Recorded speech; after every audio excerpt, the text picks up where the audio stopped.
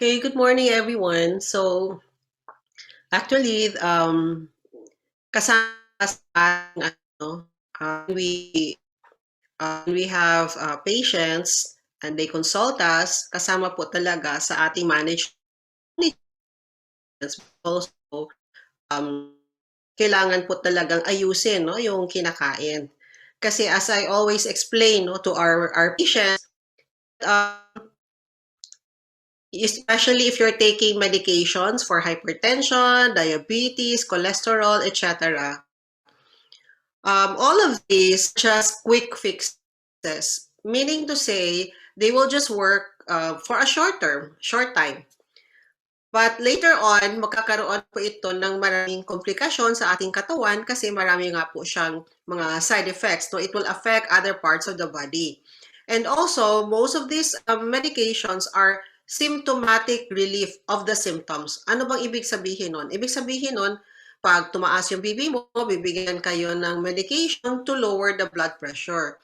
But it does not treat kung ano yung cause ng hypertension mo. Para lang um, patayin no yung isang punong kahoy or gusto nating patayin no yung isang plant, for example yung isang bush, ang ginawa lang po natin, pinuto lang po natin yung trunk, hindi po natin tinanggal yung roots. Of course later on tutubo na naman, magsasanga-sanga na naman ulit yan. Ganoon din po yung ating katawan no yung ating mga sakit. So if we just treat the symptoms of the problem, later on, magsasanga-sanga po yan. So from one problem, magkakaroon ng isa pa. So like for example, when you have hypertension, magkakaroon ng sakit sa puso, magkakaroon ng kidney failure, and so forth. No? So magsasanga-sanga from just one problem. So kailangan po talaga, pag gusto po natin gamutin no, yung ating mga karamdaman, kailangan po talaga nating putulin yung pinakaugat. At ano ba yung pinakaugat? Ano ba yung dahilan kung bakit tayo nagkakasakit? Ang pinakadahilan kung bakit tayo nagkakasakit is yung ating mga kinakain, yung ating mga iniinom. So yun po talaga yung una nating baguhin, no? Kasi marami po mga pasyente na sinasabi nila, oh doc, naka-ano na ako, no? Naka 24 shots na ako ng IMI, tatlong buwan na po akong high dose ng mga supplements, bakit po hindi pa rin ako gumagaling? Bakit parang walang pagbabago? Kasi nga, kailangan din po natin kung ano style natin. Kailangan natin kung ano yung mga kinakain natin. We are sick because of the food that we eat. We are what we eat.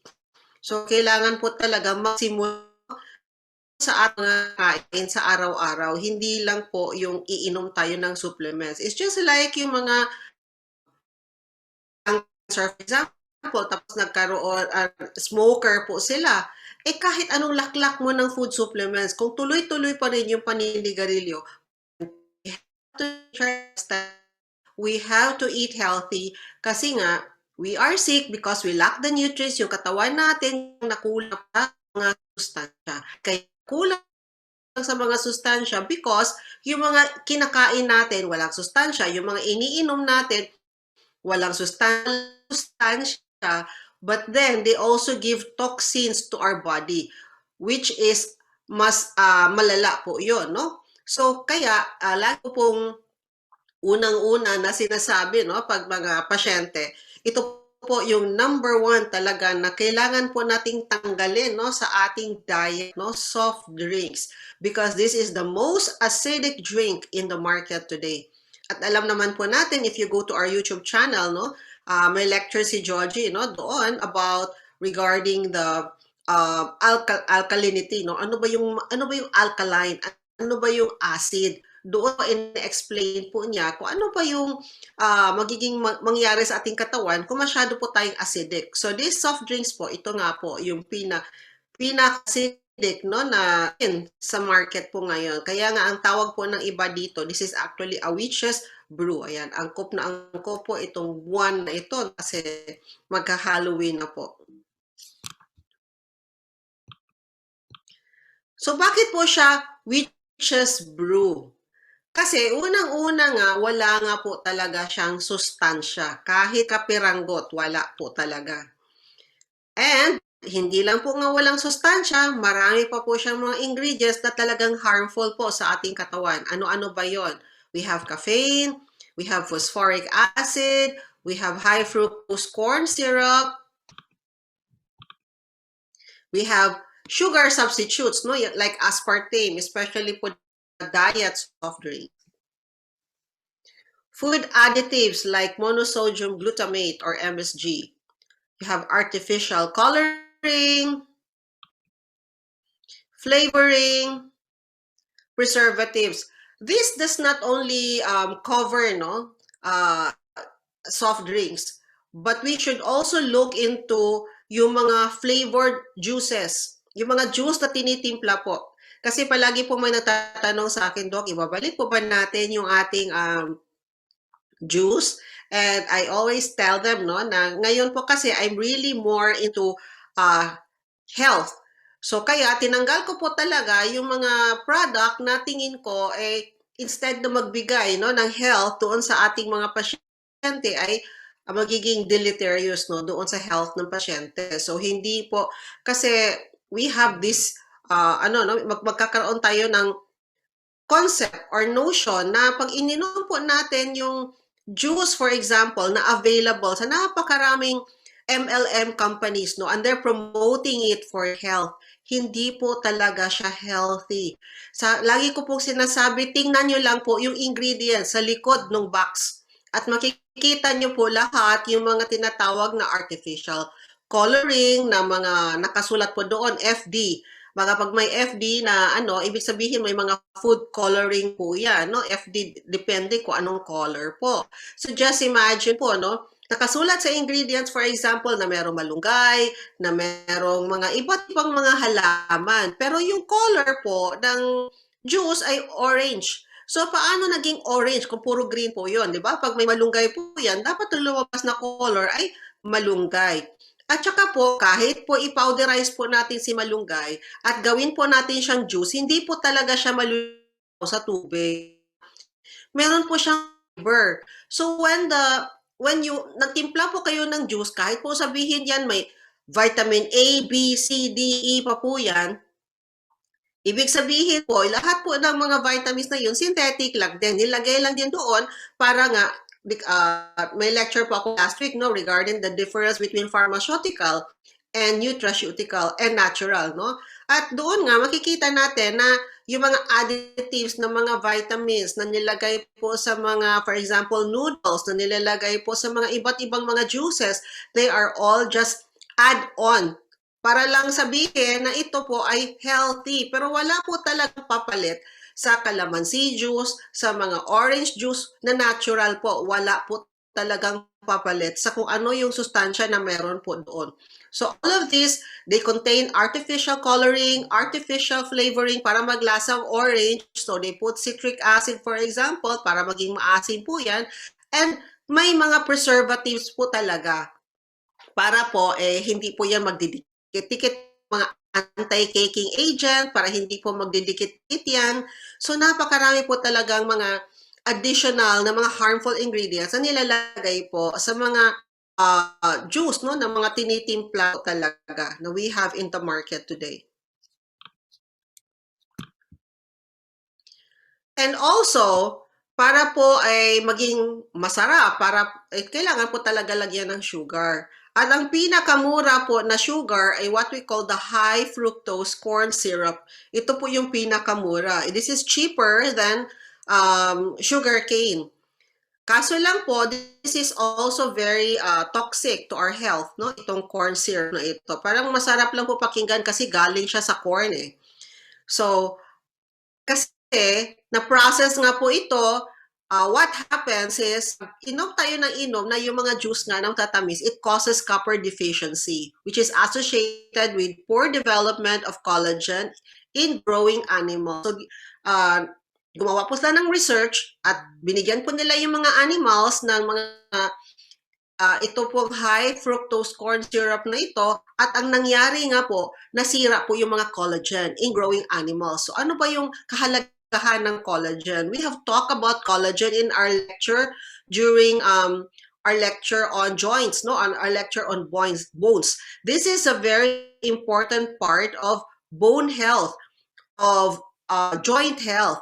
So kaya akala lang po natin umiinom lang po tayo ng mga soft drinks na or umiinom lang po tayo ng mga juice na yan. Akala natin hindi po na harmful, but it will affect, no, our joints and our bones. Nalulusaw po yung ating mga joints. So they will actually later on cause what is known as arthritis, no, or any bone problem or joint problem. At saka ito po mga fructose, kailangan po siyang i-metabolize sa atay, no? Kailangan po siyang tawag dito, i-convert, no, to something else, no? At ginagawa po ito ng ating atay. So, pag meron po tayo mga diet which is very high in fructose, magde-develop po tayo ng liver problems. Kasi po, lalong-lalo na pag lagi po tayo umiinom nga nito ng mga juice at tinitimpla, mga soft drinks na ito. So, this will eventually cause liver problems. At itong mga liver problems ito, this is similar to those na mga umiinom ng alak, no? Ito po yung mga liver cirrhosis na tinatawag, no? So, diet soft drinks naman, no? They contain what we call aspartame, which is used in diet soda. Potent neurotoxin and endocrine disruptor. So, yan po si aspartame. Ibig po sabihin, nakakasira. When you say neuro, ibig sabihin po, yan, no? So, toxic po siya utak. At hindi lang po yun, itong endocrine, ibig sabihin po, toxic po siya sa pancreas, which is where sugar is actually metabolized also. So, the endocrine gland is very important for sugar control, no? So, kaya pag meron po tayong mga soft drinks na sabi natin, akala natin diet yan, walang asukal yan, so hindi yan makakataas ng aking makakasira, no, ng aking diabetes. No, yan ang usually ininom ng mga diabetic, yung mga may aspartame, but that is wrong because it has been found out that it can actually it can damage your endocrine glands at mas lalo pong lalala yung iyong diabetes and other endocrine disorders, no? It has caffeine. It stimulates the adrenal gland without providing nourishment. This can lead to adrenal exhaustion. So, kasi po, itong caffeine, di ba, parang ano siya pampagising. So, parang you are up and about. So, ang nangyayari po, kasi nga, if you keep on taking something na talagang may caffeine content, and especially synthetic nga po siya, no, it has been processed. So, hindi po siya galing talaga sa coffee beans or coffee beans na iniinom mo. So, naproseso na po talaga. So, basta pag na-process na po, it will never be the same as the food. Yung food na galing po talaga sa mga beans, no, it will never be the same, the effect, no, it will just simulate or ginagaya lang po niya yung effect. And ang nangyayari po, grabe po talaga yung stimulant ng caffeine na parang lagi pong hyper. So later on po, it will cause napapagod po yung adrenals po natin pag palagi po tayong parang gising, pag palagi po tayong hyper, papagod po yung ating mga organs. Kaya God really made yung sleep. Kasi itong sleep na to, ginawa talaga ng Diyos yan para po makapagpahinga. Hindi lang tayo magpahinga po yung buong katawan natin, mag-rest po siya, no? So parang hindi po siya maha-hyper. Kasi nga, palagi pong, parang kotse po yan, pinatakbo mo araw-araw, 24/7. Mas mabilis po masira yung kotse. Kaysa yung kotse na pinaparest natin o madalang po natin ginagamit, no? And it also contains phosphoric acid. Ito po yung parang pag uminom tayo ng soft drinks, parang may bite siya, no? Parang meron talaga, no? Na parang medyo nangangagat, no? Yun ang sinasabi natin, no? And this phosphoric acid, by the name itself, it is acid. So it will actually lead to calcium loss. At alam naman po natin na pag nawala yung calcium sa ating katawan, ang ibig sabihin po niyan, yung mga calcium sa ating mga buto ay mauubos din. So this will actually lead to a lot of problems, but not only for bones, kasi calcium po is needed also for balance, no, sa heart. kailangan po may calcium din po yung ating heart, yung ating mga different organs in the body, kailangan po may calcium. Calcium is a very important mineral for many bodily functions. Ito ay nawawala, talaga karoon tayong problema din sa katawan.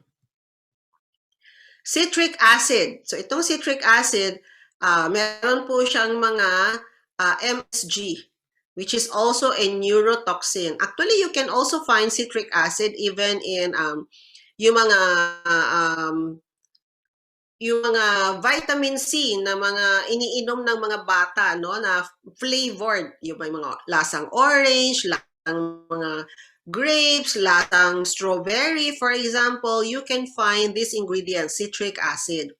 Kaya nga po, pag mga kawawa, no, yung mga bata na painom po natin, ng mga ano na yan, ng mga nakabote na mga masarap, no? Kasi nga may matamis, tapos so may fructose din yan.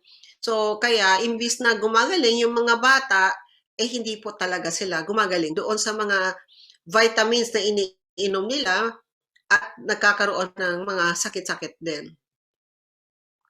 It contains artificial flavors that also contains traces of monosodium glutamate. So mga artificial flavors nga, tulad na lang halimbawa ng para malasahan mo yung kunyari lemon o kaya strawberry, orange. So talaga may artificial flavor. So when we look into the mga juices na ating po mga tinitimpla, tingnan po talaga natin sa likod.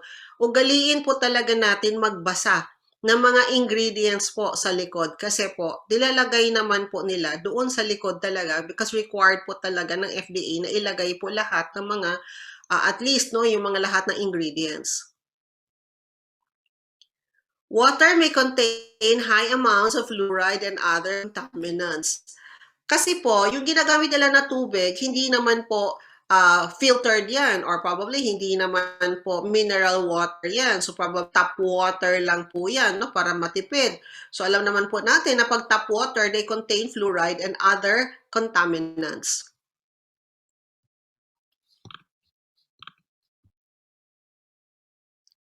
So mga fruit-flavored flame retardants. So yung mga fruit-flavored beverages. So yung mga naglalasang yung nga lemon, naglalasang orange, naglalasang grape. So this contains flame retardant. So it contains brominated vegetable oil or what we call BVO. Stabilizers to prevent the citrus flavoring oils from floating to the surface in beverages. So nilalagay po nila yan kasi po itong mga citrus flavoring ay in oil po kasi. So para hindi po natin makita no na nagfo-float po sila no. So they're actually flame retardants. Ano ba ibig sabihin ng flame retardants? Ginagamit po yan pang ano no, pag may apoy, ginagamit po yan para po humupa no yung apoy. So we actually use that chemical para sa mga kung kunyari nag-catch ng fire, no? So we put actually this flame retardant to put off the fire. So ito po ang gamit ng flame retardant. But this is also found, this ingredient is also found in mga fruit-flavored beverages, but not only fruit-flavored beverages, but fruit-flavored mga vitamins nga na naka-syrup. So, lahat po yan, meron po yung mga ingredients na ganyan, yung tinatawag natin na BBOs. So, ano ba yung nangyayari pag inom tayo ng inom ng mga ito, no? Then we have what we call lowered fertility. So, kaya po ngayon, napakarami pong mga tao, no, na hindi na po low po yung kanilang sperm count, hindi po sila normal na nagre-regla, so hindi po sila masyadong nangingitlog, and then maaga po silang nagre-regla, pagkatapos po medyo impaired yung neurological development po nila, so medyo slow po to learning, yung mga autism, mga ADHD, sometimes it builds up in the heart, in the liver, and fat tissue, no? Itong BVOs na ito. Kaya marami po tayong mga kabataan ngayon na bata pa lang po, may sakit na po na yung para sa matanda, meron na po sila, no? So, ito po yung statistics, ito po yung truth. Itong mga kumpanya na ito, they spend billions on advertising. In 2009 alone, soft drink companies gross over 57 million in sales. Sa US lang po yan. Hindi po kasama sa buong mundo po yan, ha? Consuming even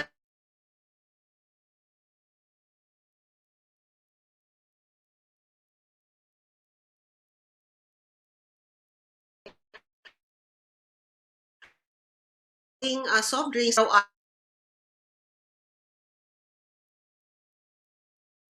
illnesses. Over a period of 50 years, soft drink production increased 9 times and by 1998 provided more than one-third of all refined sugars in the diet.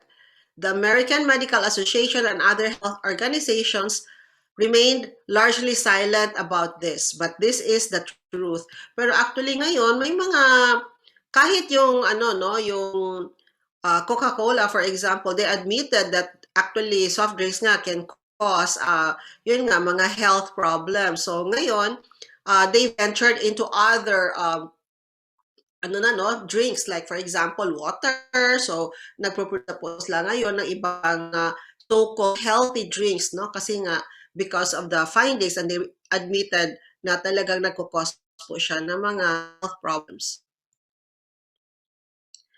Drinking one or more soft drinks a day, whether diet or regular, can lead to a 30% greater chance of weight gain around. So lalaki po yung tiyan. Diet soda is filled with artificial sweeteners such as aspartame, sucralose, or saccharin, which pose a threat to your health. Saccharin po causes bladder cancer in rats. So like I have mentioned a while ago, aspartame is neurotoxic, no? So because it stimulates the brain to think that the food is sweet. So ito po kasi yung chemical na ito, sinistimulate yung utak natin, no? Then it breaks down into aspartic acid, methanol, and phenylalanine at a temperature of 86 degrees. Yung tawag po natin, ang temperature po is around 98 degrees. So meaning to say, talagang landing po sa ating stomach ay maghihiwalay-hiwalay na po agad ito into aspartic acid, methanol, and what we call phenylalanine. It is linked to obesity. Process of stimulating the brain causes more cravings for sweets and leads to carbohydrate loading. So the more we take this diet soda, so-called, uh, lalo pong sasabihin ng utak natin na oh, kailangan mo pa ng mas matamis or maraming matatamis. So, tayo makikrave ng sweet. So, how can you even control your sugar, for example? And it will lead to carbohydrate overloading. No? So, lalong tataas talaga yung sugar natin. Pagkatapos, ang ginagawa pa po natin, itong mga so-called sports drink. Kasi nga, marami naman po nakakaalam ngayon na hindi nga po healthy si soft drink. So, we go to what we call the sports drinks. Kasi nga, meron po sila mga nakasulat na mga vitamins, no? Mga minerals doon, no?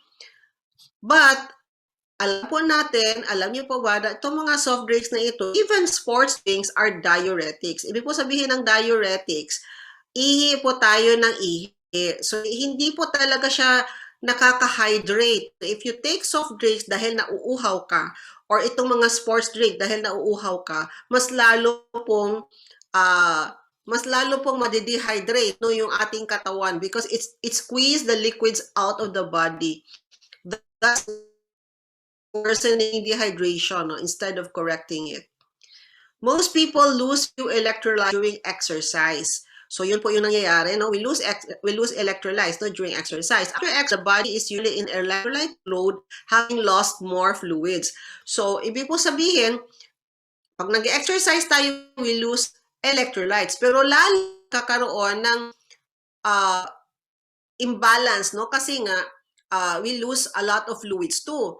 So ang nangyayari, if you drink what we call the sports drink, to for example no replenish the loss no lalo po magkakaroon ng mga electrolyte imbalance kasi nga instead of hydrating you, instead of putting fluid into your body, mas lalo po mauubusan ka ng tubig. So how do you replace your electrolytes? So we use the lacto-fermented beverage, of course, mineral water with CTMD, and just eating a healthy diet. No? So just drink the ordinary water and just make sure that you take a lot of vegetables, you take a lot of fruits. So yun po, no? You eat healthy. When we give sugar, to our dehydrated kids, no? The high sugar content requires that blood be sent to the stomach to digest it.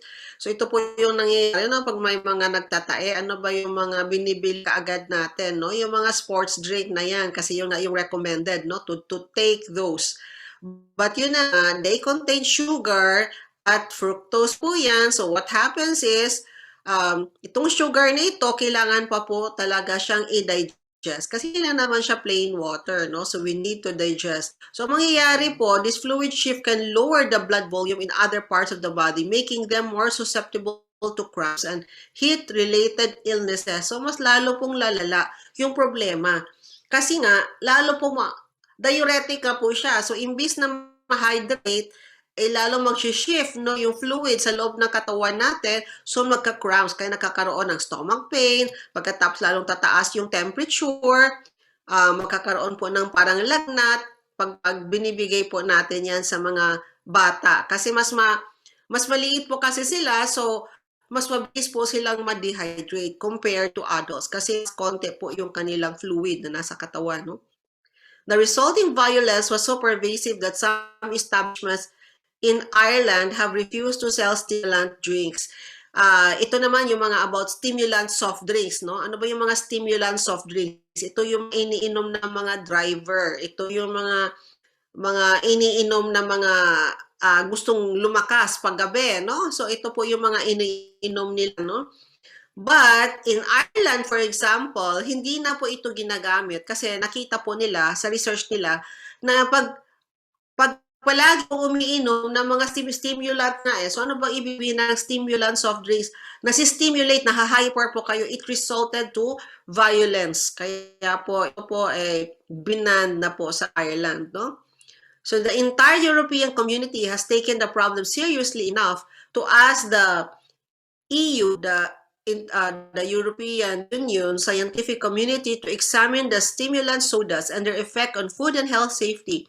But there's no such action in the Philippines, taken in the Philippines, no? So, ganun ka-serious, no, na talagang inakyat na po nila sa European Union, no? Ano ba yung mga yan? Ayan, Red Bull, Cobra, Ergo. So, ito po yung mga stimulant soft drinks. So, it consists of higher than usual levels of along with other compound stimulants. Mas mataas po yung caffeine content because the purpose of which nga is para magising ka. Cause aggressive violence, especially when taken after too much alcohol. So pag sinabay mo itong mga drinks na ito, kasi sinabayan mo pa ng alcohol, lalo pong mas nagiging aggressive yung behavior. Bakit nga ba tayo umiinom na tong soft drinks? Kasi nga masarap. Tapos hindi lang like for in Davao, pag pag kumain po ng durian, ay sinusunod po kaagad ay soft drinks para matunaw daw si durian kasi very high fat daw, no? So, we usually drink soft drinks para mag-burp, especially when we eat a very fatty meal, no? Like lechon or kung ano man, no? So, para daw matunaw. Totoo naman po na talaga natutunaw naman po yung mga taba talaga kasi just imagine po, kung kayang tunawin po yung mga taba, kaya din pong tunawin no, yung ating bituka. No? And of course, it's everywhere. Nako, may vendo kung saan-saan, no? Sa eskwelahan, sa church, sa kung saan man. Prominently displayed no, in vending machines at fast food chains, supermarket, checkout. So, talaga pong ano, no? It's everywhere. Makikita nyo nga po katabi ng CR. Yan, nandyan po may vending machine. No? So it's really everywhere in schools. So it's convenient kasi nga nakabattle na. So it's grab and go. So the most addictive thing about soda is the convenience. You want something quick or are in a hurry. It's so easy to grab and convenient to drink. It is cheap. It is pretty inexpensive when compared with fruit juice and other healthy beverages. O mura kasi siya. Just imagine yung napakalaking ilang litro po 'yon, no? No? So kaya po mas gusto po natin siya kaysa naman magkalamansi po tayo or kung ano man yung fruit juice, lemon for example. Tapos may mga combo meals pa, large soda. So 10 pesos lang yung extra. Tapos may fries pa. Kaya ayan, gusto po natin talaga siya kasama sa ating meal. So actually, this is promotion and advertising, no? Heavily consumed in part because companies promote them vigorously. Billions of dollars are spent on advertising sodas and market them everywhere in stores, restaurants, gas stations, museums, schools, even churches. Meron na po. So it's the soda habit. You know, drinking soda is a habit. When you find yourself going to the grocery store at 10 p.m. or when you can eat without drinking soft drinks, it becomes a habit. So, para pong, it's just like smoking, no? Hindi po kompleto, no? Yung milk kung wala po iniinom na soft drinks. So, we drink soda para hindi po napapawi yung uhaw natin pag hindi ka uminom ng napakalamig na soft drinks. And the worst time to drink soda is when you are thirsty or dehydrated because you have low levels of saliva which helps neutralize acid. So kaya po, marami po tayong mga kabataan ngayon, pa lang po, ubos na po yung ipin. We should remember the hardest part of the body is the enamel. So kung yan, natunaw at nalusaw na po ng soft drinks, ano pa kaya yung ating katawan? Ano pa kaya yung loob? Ano pong nangyayari, no? And also, caffeine in soft drinks, the caffeine is also addictive, no, which is found in soft drinks, and it is mildly addictive. So in drinking soda, you really are having two habits, no? The soda habit and the caffeine habit. So those are the reasons that you should really stop drinking soft drinks because number one, it is useless. There are no nutritional benefits found in soft drinks. It is mostly consists of filtered water, refined sugars, acid, and a lot of chemicals. Yet the average American drinks about 57 gallons or 216.6 liters of soft drinks per year. Ganyan po karami yung iniinom nila dito po sa US. No? Actually, pag nag-grocery po ako, meron po talagang mga iba naka-wheelchair na nga, lalaki na nga, no? Ang tataba na nga ang laman lang po ng kanilang cart ay puro soft drinks, puro mga flavor juices.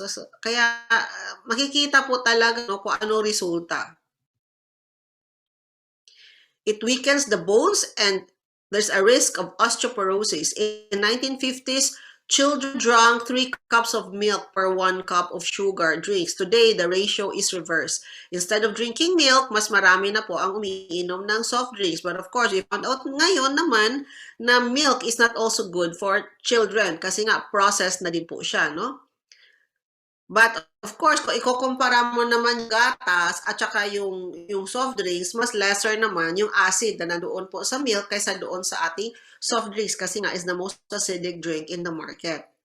So osteoporosis is a major health threat for about 44 million of Americans. And even in the Philippines, it's a very big problem. No? Itong problema sa buto. Experts say that the real culprit is soda's displacement of milk in the diet. And not only milk in the diet, but water in the marami po kasi talaga na instead na uminom po ng tubig ay umiinom na lang ng soft drinks. Some scientists believe that it's the acidity of colas that promotes calcium loss. So bakit nagkakaroon ng calcium loss? So, kasi nga may phosphoric acid. So ito po yung nagpo-produce ng mga bubbles na yan, na mga bite, no? But this phosphoric acid severely deplete the blood calcium levels, which can lead to osteoporosis. Caffeine also depletes the body's calcium in addition to stimulating your central nervous system and contributing to stress. Parang tumatakbo lagi yung isip natin, parang hindi nagpapahinga at hindi makatulog sa sobrang caffeine, no? And it will also increase the risk of bone fracture because it can also lead to osteoporosis kasi nga nakaka-deplete din po siya ng calcium. It can lead to weight gain and obesity. Drinking a 330 ml can a day translates to more than 11 pounds of weight gain every month. So kung araw-araw po umiinom ka ng soft drinks, ay sigurado po yan, natataba po kayo. Buwan-buwan po yan. Researchers calculate that for each additional soda consumed, the risk of obesity increases 1.6 times. Reducing consumption of sugar-sweetened beverages help reduce body mass index in the heaviest teenagers. So just imagine reducing, wag lang silang painumin no, ng mga soda na ito, wag lang po silang painumin ng mga flavored juices na yan. No? Nakikita po nila na talagang pumapayat po no, yung mga teenagers. Of course, it can lead to diabetes. And diabetes is not just a consequence of drinking soft drinks, but it's also a consequence of obesity. So anything that promotes weight gain can increase the risk of diabetes. Drinking soda not only contributes to making people fat, but it also stresses the body's ability to process sugar. Kasi nga, di ba, sinabi ko kanina that there are ingredients in soft drinks that are endocrine disruptor.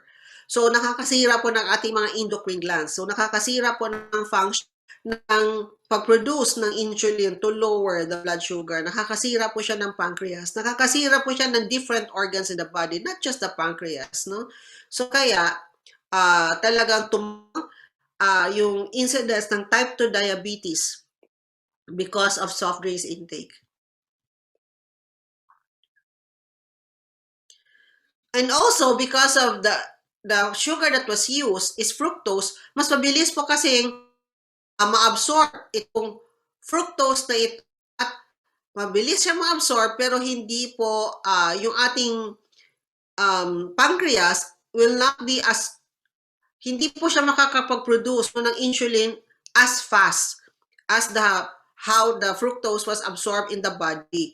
So hindi po ganun kabilis no na kasi po pag natural po kasi yung sugar, ang nangyayari po pag kumain po tayo, madadigest po pa kasi yan sa ating stomach, mapupunta sa liver, mapupunta sa kung saan-saan. It will give time for the pancreas to also produce insulin. It will give time for the pancreas to recognize na, oh, may carbohydrates na pumasok, no? So, kaya magsa-start na po siya mag-produce ng insulin. Kasi nga, hindi naman siya mabilis ma-absorb. But this high fructose sugar, pag landing lang doon sa ating stomach, ma-absorb na siya kaagad. So, hindi po nakakapag-prepare yung ating pancreas to produce the insulin-producing cells. So, hindi po maipababa yung sugar. So, ganyan po ang nangyayari. So, lalo pong tataas no, yung iyong blood sugar talaga. So when the sugar enters the bloodstream quickly, the pancreas has to secrete large amounts also of insulin for the body to process it. So ang ginagawa po ng pancreas, aside from hindi po siya nakapag-prepare, ang ginagawa po niya, magpo-produce din po siya ng napakaraming insulin just to lower the sugar. Kasi nga, mabilis pong na-absorb po sa bloodstream. Hindi po katulad ng ibang sugar na natural na mabe-breakdown po siya. So, konti lang po talaga yung pumapasok sa katawan. Too much sugar overloads the pancreas, making it unable to keep up with the body's need for insulin. So, yun po yung sinasabi ko, no? Hindi po siya yung pancreas natin, hindi niya kaya, no? Hindi niya kaya i-keep up. Kasi sa sobrang bilis ng absorption, hindi kaya na yung mga pinoproduce nyo na insulin to actually lower the sugar, no?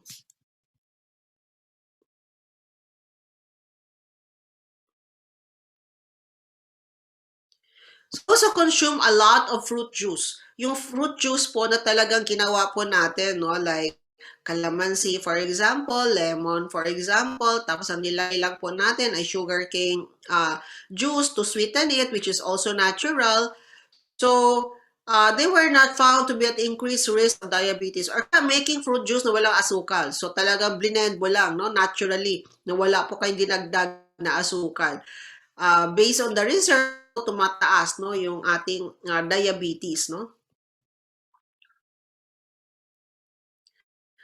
So, ang sinasabi din po nila, siguro kayo na hindi masyadong tumataas to yung sugar when you take this fruit juice is because pag uminom po tayo ng natural fruits na ginawa po nating juice, they have vitamins, they have minerals, fiber, phytochemicals, no, na nandoon po sa fruit juice.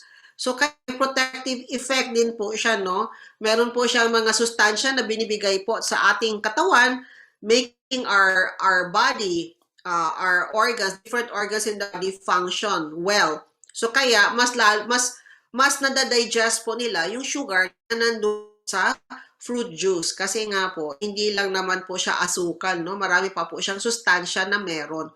So, counterbalancing the adverse effects of sugar. So, it can also lead to dental caries, as I have already said, no? Ang dami po natin mga kabataan, ganyan na po ang ipin. Iba, wala na pong ipin, no? And to think the enamel is the hardest part of the body, kaya pong tunawin talaga ng soft drinks.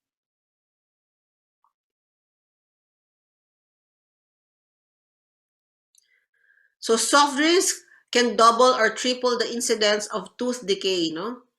It can also increase blood pressure. So I have reason to believe that overconsumption of fructose, particularly in soft drinks, can lead to an increase in blood pressure. It can lead to kidney failure. People who down sugary drinks don't feel as full as those who consume the same amount of calories in solid food. There is good evidence that beverages can increase the risk of kidney problems more so than non-cola sodas kasi nga because of the acid content.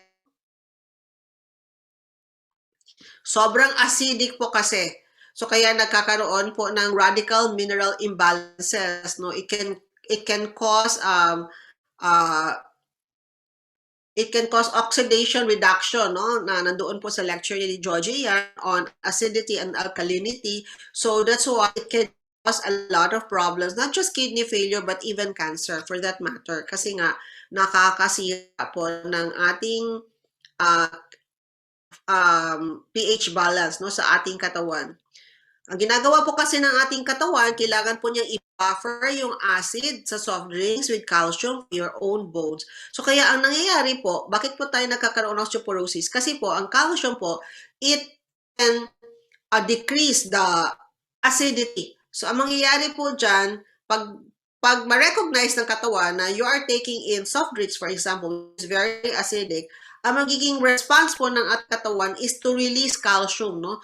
Just to neutralize, no, the acidity in the body. So, releasing a lot of calcium will not only lead to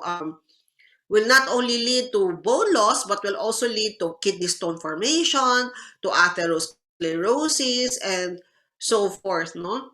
And it can also bring about metabolic syndrome risk factors due to increase of drink consumption, no?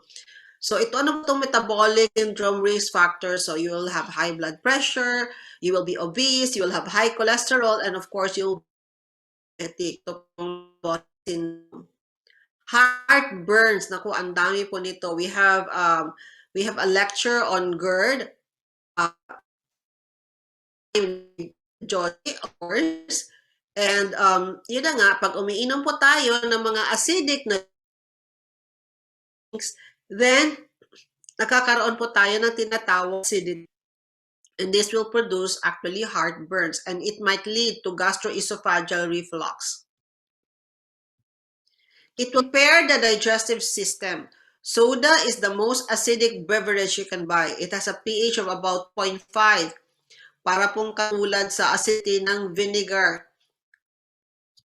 Ang nangyayari lang, nilalagyan ng asukal kaya hindi po natin masyadong malalasahan yung acidity. A pH of less than 4 or a pH of more than 10 will kill most fish, and very few animals can tolerate waters with a pH below 3 or above 11. So ganyan po, no? Wala po buhay ng mga animals sa dagat, no? Pag yung pH ay masyadong mababa na po. So yung katawan natin, ganoon din po, no? We cannot tolerate a very low pH. Our cells will start to die. Of course, when the cells start to die, the tissues will die, the organs will die, and alam na po natin kung anong kasunod dyan.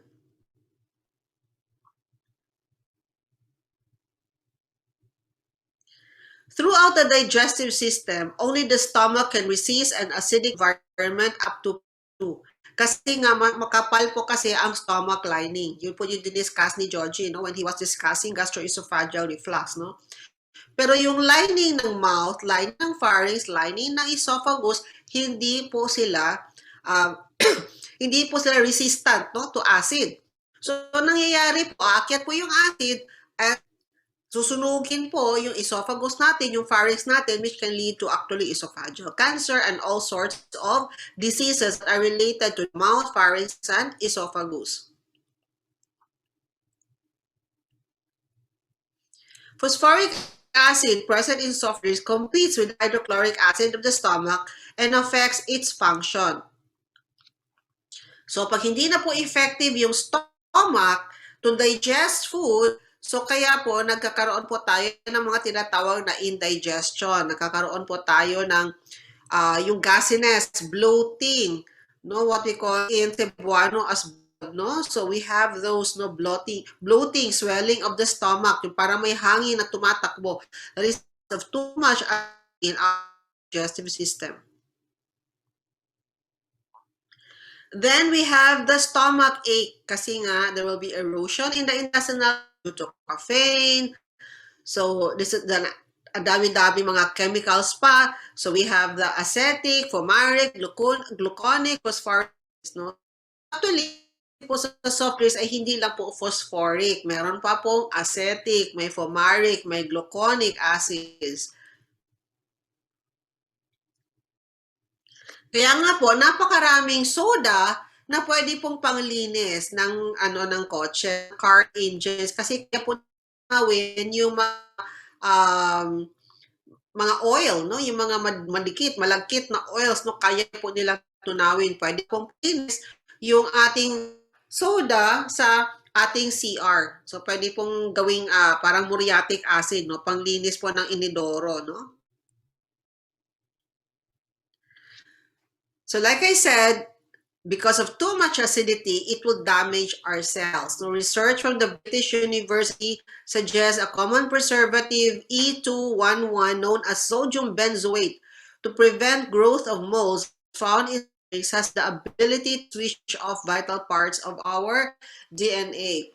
So pag meron po mga preservative, tandaan nyo po ito, when you buy products, not soft drinks, look kung meron po mga sodium benzoate yan because higher amounts of sodium benzoate can actually lead to disruption or serious cell, no?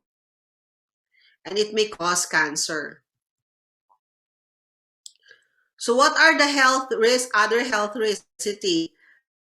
Diabetes, tooth decay, osteoporosis and bone fractures, nutritional deficiencies, heart disease, food addictions and eating disorders, neurotransmitter dysfunction from chemical sweeteners, neurological and adrenal disorders from excessive caffeine.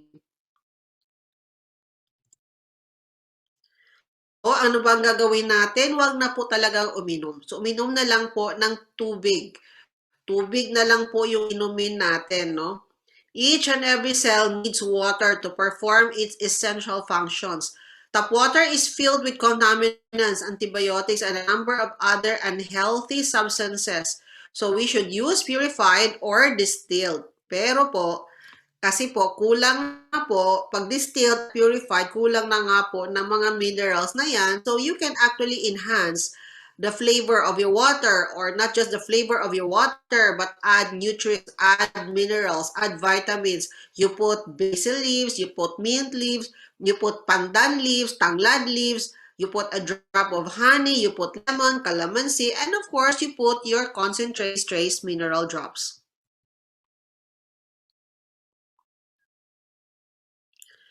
Also, kung addicted ka naman sa fruit juice, wag naman yung araw-arawin din. Kasi kahit fruit juice po yan, kahit po galing sa halaman yan, may sugar content pa din, no? So buy a jar of organic 100% juice, especially cranberry, acai, pomegranate, and then ang gagawin natin, pag gusto mo talaga ng fruit juice, i-dilute po natin para hindi po masyado maraming sugar content, no? So ang gagawin po natin, 3 parts po ng water, hindi po naman masyadong matamis. At wag po kalimutan talaga dagdagan ng CTMD po yan. O kaya, freshly squeezed lemon or mansin na lang po or mag-blend na lang po ng fruits or fresh fruit juices. Coconut water is very alkaline po. Tea. So black, green, white, o oolong teas, they all contain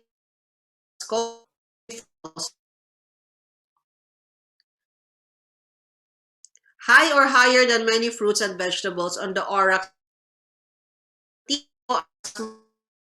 oxygen radical absorbance capacity, no? So, mataas po yung antioxidant taas po yung, taas po yung substance na nakakapag-prevent po ng maraming sakit at cancer po, yung green. So, pag nakita po natin ang soda, ito po yung ating ilagay. Ayan, danger, it's poison. So, yun lang po. Maraming salamat.